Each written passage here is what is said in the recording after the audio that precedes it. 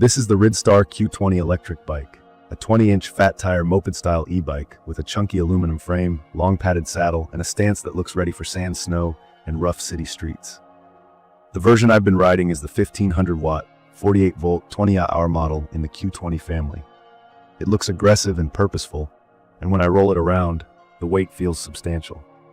The welds are clean, the cables are routed neatly, and the whole thing has that squat mini-moto vibe that turns heads long before it moves an inch. From my experience, what defines this bike is the motor and the format. The 1500-watt rear hub has real punch off the line. Throttle response is strong with a tiny bit of lag at very low speeds. Then it pulls hard and steady.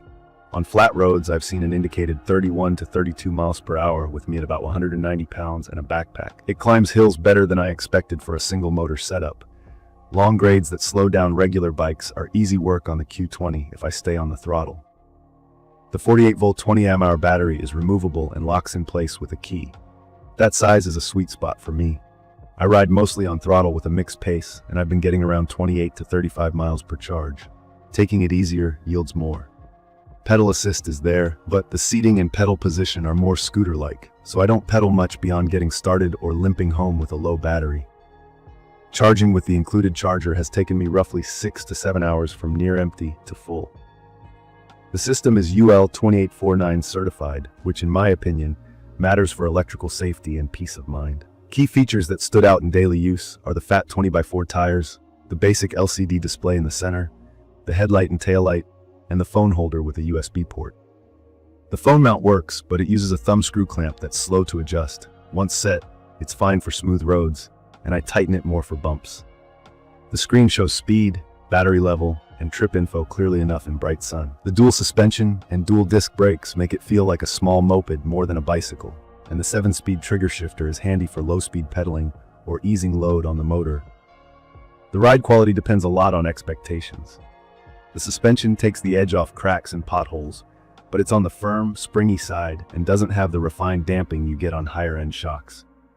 It keeps the bike composed at neighborhood speeds, but on rougher stretches, I stand on the pedals or back off the pace.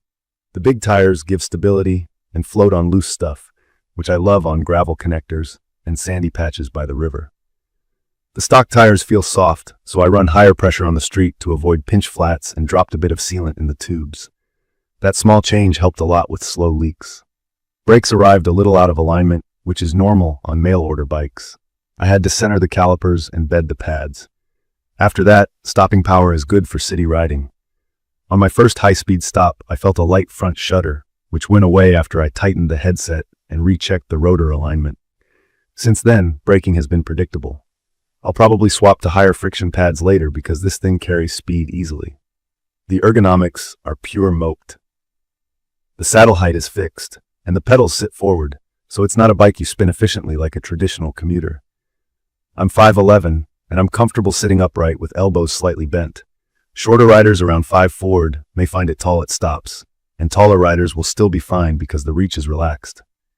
The seat foam is decent for short trips, but on longer rides my hips want to break. I added a small gel cover, and that took care of it.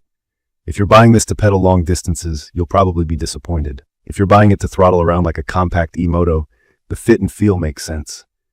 Assembly took me about an hour. The front wheel, handlebar, pedals, and some accessories need to be installed. I strongly suggest checking every fastener, especially the axle nuts, stem bolts, caliper mounts, and rotor bolts, and then checking again after the first 20 miles. I had a few fasteners settle in and needed a quarter turn. Blue thread locker on the kickstand bolts and rear rack mounts, if you add one, is a good idea. The included tools got me through assembly, but I used my own torque wrench for critical bolts. It shipped well protected, with only a small scuff on a pedal that I could buff out. Build quality on my unit has been solid after the initial tune. No creaks, no weird electrical gremlins, and the battery locks in tight with no rattle. I've seen enough mail-order e-bikes to expect minor adjustments out of the box, and the Q20 was right in that range. If you're new, it helps to know a few basics. How to align a disc brake so the rotor doesn't rub, how to set headset preload so there's no play, and how to bed pads for better stopping.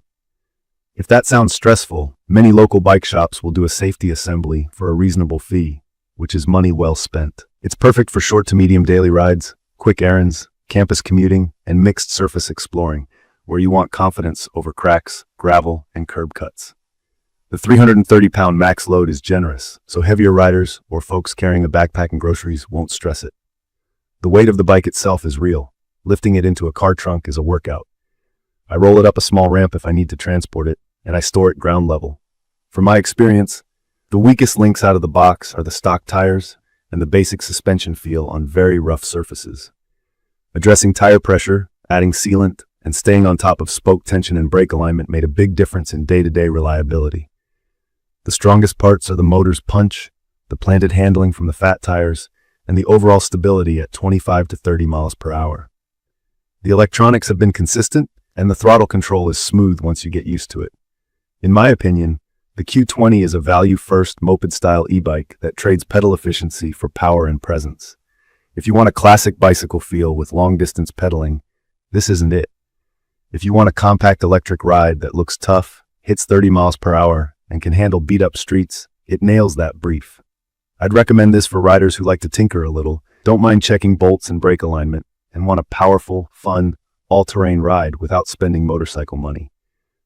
It's also a smart pick for hilly areas where torque matters more than a perfect pedaling position. If you want zero maintenance beyond air in the tires, you might be happier with a more traditional commuter e-bike that's lighter and has a higher, adjustable saddle. Key features I keep coming back to are the 1500-watt hub motor, the 48-volt 20-hour removable battery, the fat 20x4 tires, the dual-disc brakes, the simple LCD with a usable USB port, and the UL 2849 certified electrical system. Those pieces define the experience here. Add basic setup and a little fine-tuning, and it's a grin machine. In conclusion, the Ridstar Q20 electric bike delivers honest fun and serious speed in a compact package. It thrives when used like a small e-moto. It's comfortable on mixed surfaces, and it rewards a hands-on owner who's willing to do a proper setup and occasional tweaks. If that's your style, it's an easy bike to enjoy day after day. Check the comments of this video for a link to see the current pricing of the Ridstar Q20 electric bike. Thank you for watching.